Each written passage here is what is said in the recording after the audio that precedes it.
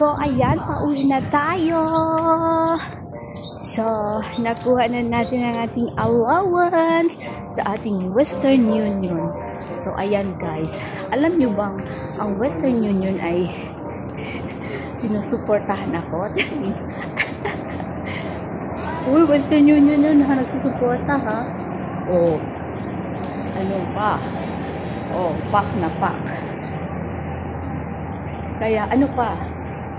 Register na kayo para meron din kayong support makukuha o meron kayong tawag niyan pension. So magkakaroon kayo ng pension sa Western Union. Diyan lang yan. Kaya lagi na kayo, monthly kayo meron. Ops.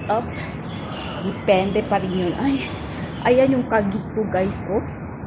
Hindi yan siya allergy. Kagid po yan. Pag nangati, pinakamot ko. Kaya nagiging ganyan. Madami talaga. Wow. My sports car.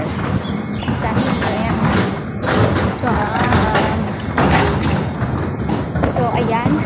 Pauwi na tayo. Ayan, nag-umpisa na naman siya. Pag mainit talaga guys, hindi na talaga nawawala ito.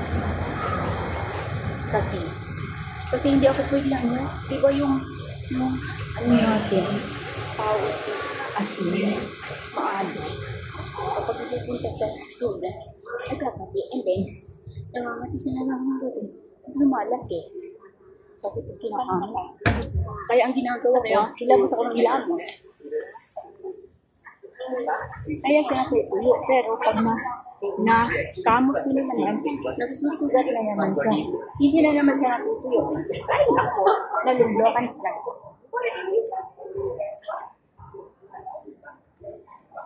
So, ayan, punta tayo sa bank.